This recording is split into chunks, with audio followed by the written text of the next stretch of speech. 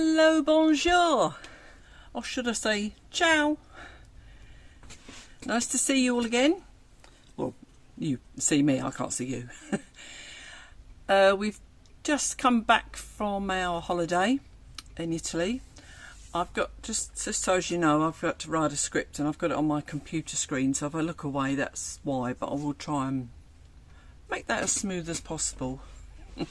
I'd hoped to record this intro in the garden because the weather is beautiful right now. We've finally got some sunshine. But however, I overdid it on holiday and I've got a knee injury, which is a bit uncomfortable. I think it's been there for a while and seems to come and go, but we did a lot of walking while I was away, a lot of step climbing and things like that, and it's quite painful now. So I'm trying to recover from it by resting and exercising and rubbing lots of pain jelly and all that sort of thing. But I don't want to walk down to the garden because the pathway down there is a little bit uneven and I just don't want to risk twisting it again, which is what I think is how it happened originally. It was damaged by it being twisted. There's always something with me, isn't there? When you see this, we will have been back from our holiday probably about 6 weeks. Duncan and I will have been on another holiday, which I told you about before, that we decided to treat ourselves to one because we found it really cheap and we thought Duncan's self-employed, he can take the time whenever he wants. So that's what will have been happening. We took a trip to Italy, as I say, and we stayed in 8 apartments and or rooms, and visited many places. Duncan put together a fantastic itinerary. He arranged all the apartments, booked many of the trains, so we had our train tickets way before we went. And as is with a lot of countries now, if you want to use the bus, you've got to find somewhere to get the ticket before that as well. So we had to keep searching for somewhere to get tickets for the buses and the metro.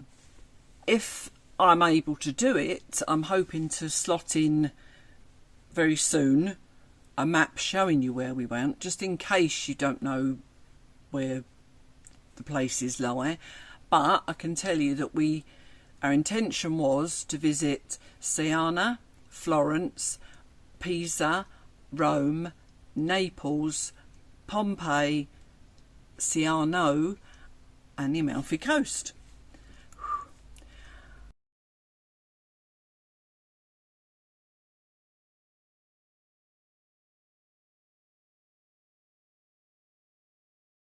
And it was going to prove to be an amazing trip, which it was. Because we were jumping on and off many different modes of transport, we decided we would use our backpacks that we'd bought for a trip that never happened because of COVID. But also we would try it, together with all the jumping on and off of transport, we wanted to get as cheap a flights as we could as well, which meant only having carry-on luggage, which is why we took the backpacks, and they could only weigh I think it was 10 kilograms, so we had to keep our bags within that weight, and so it really forced us to take a lot less than we maybe would have done. And to be honest, I think it makes you realise how little you can survive with. So long as you've got layers and everything, there's no problem. You may have seen my video that I made before we went on holiday, and it was just showing you what I was packing really, and I wanted to show you like the befores and what I took, and now I'm back, wanted to just let you know really how that sort of panned out, how it worked. And it worked really well. There were certain things where I thought, because sometimes unless you're in the situation, you don't always know what you're going to need, do you? I did take I wore trainers because I wanted to make sure my feet was secure and supported on all the walking.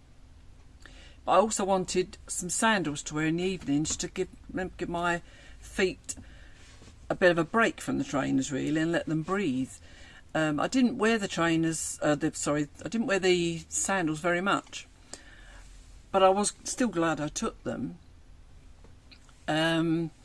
But the weather wasn't as we'd hoped. When you think of Italy, you think of sunshine, don't you? It's probably much the same as people think of France. They think of sunshine, but we get very similar weather to the UK here.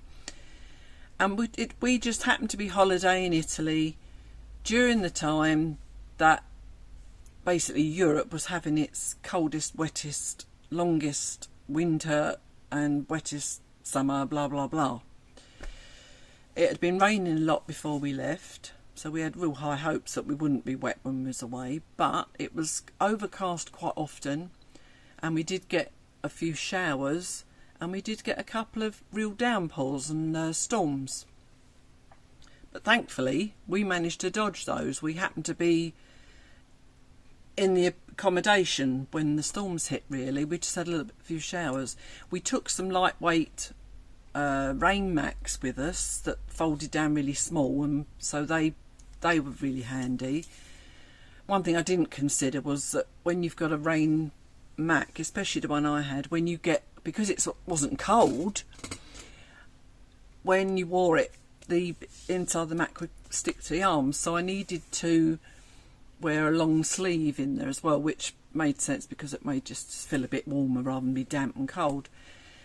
And the cardigan I took with me I thought would be fine, but I didn't consider the fact that it was too long basically, and it all hung out below my coat, and it was a bit old, so we searched for a cardigan. It took a few towns before I actually got one, and thankfully I hadn't really needed it until I actually did buy it. So that was a good thing to do that. So I just left the old one in a bin, I must admit, and bought a new one. As I say, I didn't mind leaving it because it was old. I'd had it for 10 years plus, so it was probably time to be replaced anyway. We did all buy souvenir t-shirts and tops relevant to where we were, so we did bring back more than we took, but we were still within our limit. We'd made our bags that light that it allowed us to bring some souvenirs back with us.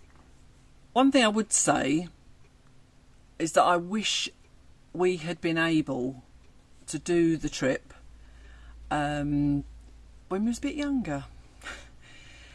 We pushed ourselves, well no, I definitely did, I pushed myself to make sure we did a lot of walking.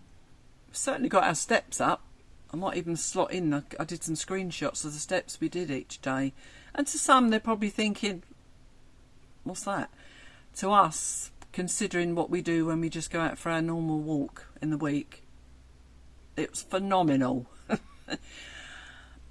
We did a lot of steps, as in walking and steps, and it was very tiring, but if we hadn't have done that, we wouldn't have seen what we saw, and in the end we would come back exhausted but happy, because we'd have lots to talk about what we'd seen in the day, and you'll see from the videos it was just an amazing trip. So Duncan planned it all out really well, and the only downside is things didn't always go according to plan, and usually out of our control, and that would upset Duncan a little bit because he'd planned it, and you know what it's like. You don't like things to go wrong when you've planned them. So, but Sharon and I were just so grateful to have seen what we did see, and all we could do was try and console him and just tell him it wasn't his fault. The videos will show you the ups and the downs, because I think it's important that you realise that we weren't in paradise, but that things do happen, And they're also things that you may learn from, whether you're in the same sort of age group as us, or whether you're planning a trip similar. You may sort of look and think, well, maybe we could avoid doing that, or maybe we should do this to make sure that doesn't happen. You know, them sort of things. So I'm going to try and, it's not going to be negative, but none of it was negative, because we had a fantastic time. But it's just things you may learn from. Yeah, as I say, being a bit younger would have helped. And we've learnt from the accommodation that we booked, because we tried to make it a reasonable price to enable us to do the whole trip. So it was 18 days in Italy, and if we'd have had high starred accommodation for everyone, it would have, well, we wouldn't have been able to do it. Basically, it would have just cost too much money. But it has made us realise, trying so many different accommodations, what now at our age is preferable. We've now started to realise we need a little bit more comfort than we were prepared to put up with maybe just a few years ago. So it was, that's the positive out of that. We now know what we're looking for. But obviously we will never give up the challenge of trying to do that on a budget. Not really, I suppose you can't really do it on a budget if you're looking for comfort to a certain extent, but we'll do it as cheap as we are able to. One thing we had a problem with was getting our morning coffee. I think all but one apartment stroke room didn't have that facility. If we was in the hotel room didn't have coffee facilities, which I don't very often come across, I have to say. There was others where the machine just did not work. It's like we were doomed not to have a nice cup of coffee before we left in the morning. So what we would do is just shower, get ready, get out of the apartment and find somewhere nice for coffee, which was quite nice. I mean, but the next challenge was getting the coffee that we wanted. I think I maybe should have done a little coffee course because you know what it's like. Wherever you are, you know that coffees come with all different names. You get your flat whites and you get your macchiato, and you got cappuccino, Americano. There's so many different names, and it became quite frustrating for me. I mean, Sharon always has an Americano, so for her, simple. Duncan's quite prepared to have an Americano, but just every now and then we wanted to have something different. Even the first arrival in a station, and one of the coffees I was hoping to have was a Viennese, something like that. Anyway, it's basically almost like a cappuccino with a squirty cream on top as chocolate sprinkles, and I thought I planned to have those on my way. We got that in the coffee place at the station, and because we had to get takeaway cups, and because then you had to have a lid on it, and because that was it, well, that spoilt the whole look of my nice swirly cream and coffee. But that was the only one I managed to have. Nowhere else sold that coffee. I did ask in one place on the off chance, and sorry, Senora. So my next mission was then to just try and get almost like an Americano with a small jug of milk, because I like to be able to put my own milk in, because very often when you have one with milk already in it, it's too milky and you can't even taste the coffee, and that's not how I like it. Duncan and Sharon got a little bit frustrated with me most of the day. Right, Jan, what coffee are you having today? A couple of places we went to, we've managed to find a flat white, and the flat white would be a coffee with the jug of milk. But then a flat white and somewhere else would be like a macchiato, I think it is. Just basically a milky coffee. Too much milk for me. In the end, I was just having black coffee, and that's, it's not my ideal. Even my cappuccino that I make myself each morning here, I'd use quite a lot of coffee because it's very often the only caffeine I have in the day. I'll have two cappuccinos in the morning, and I make them quite strong because I like to taste my coffee despite there being milk in it. So yeah, so that's just a warning for you. Just be prepared for what coffee you want, unless you want to experiment with every coffee they have on the list. Their main thing is the espresso, which is the same in France. It's just your tiny little coffee, which they will basically come in, stand at the bar, drink it back, and then go off to do whatever they're going to do in the day. And one thing we learnt was if you're standing at the bar, your coffee is cheaper than if you sit at the table and have it there. So it's all, and even if you want to sit outside the cafe, it's more expensive again. So I think it's because you're getting more table service, obviously. But we invariably would sit inside. So we used to do that, enjoy our morning coffee, and then be on our way, whatever we were doing in the day. And then during the day, our plan was to have a empty water bottle with us, because we'd been told in many videos that you can fill them up nearly everywhere by the fountains, or there'll be a tap with drinking water wherever we go, and we can top it up. It didn't happen for us. I think we found 2 taps that we could actually find potable water, so we'd end up keep buying another bottle of water every day, which was a bit sad because we didn't want to have to keep getting rid of a plastic bottle and filling it up, and then getting a bottle. That was a minor thing. We had a great time.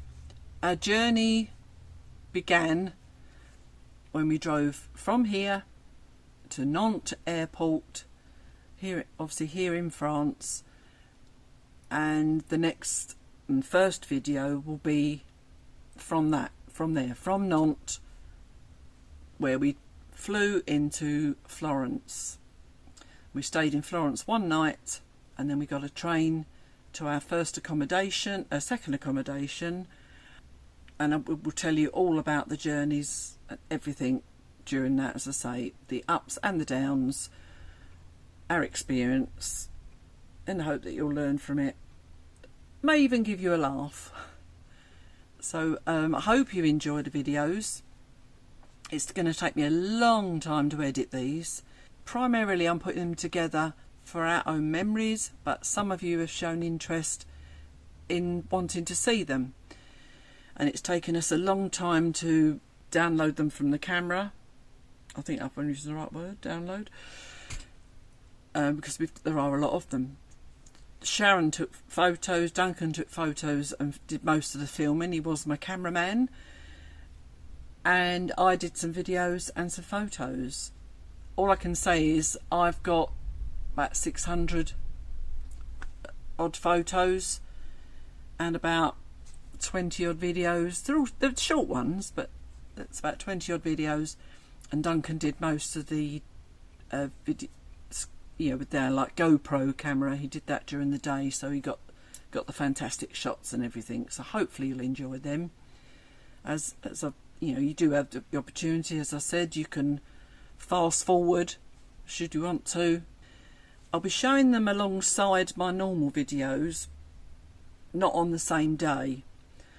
So if you see a thumbnail of mine with our life, our holiday, you'll know that's what to expect in that video. I've done that because, after all, my normal videos are about me, our life here in France, so it seems fair enough, and I don't want to lose viewers just because they think I'm tuning in for France and you're showing me Italy. Some of them will be longer than others, but however long they are, you have the option of obviously fast forwarding should you not want to see it all, but I'm leaving it all in for our benefit, for our memories, because we're more likely to sit and watch them all. You know, it's like when you go to a friend's house and they want us to give you a slideshow of their holiday.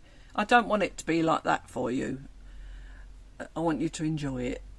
So if you need to fast forward, you need to fast forward. Okay, so I think I've covered everything in this little intro. So the next video will be our trip from Nantes to Florence, and I will try and I'm going to do some voiceovers on this just so I can at least explain to you what we're seeing and where we are at the time. So this is all going to take me time. If you watch the videos all the way through and you've got any questions about any of it, obviously do ask us in the comments, and also let me know if ever you've managed to visit any of these places, and if you've managed to visit some of the ones that we didn't visit. It'd be interesting to hear what you had to say about it. We managed to cover a lot of ground in each town we was in, and I don't think we could have covered much more other than the ones that we, as I say, we couldn't visit because it was just out of our control. Things just interfered. So yeah, just have some comments, let me know what you think of the videos, and I'll see you back on the normal channel as and when. A bientôt!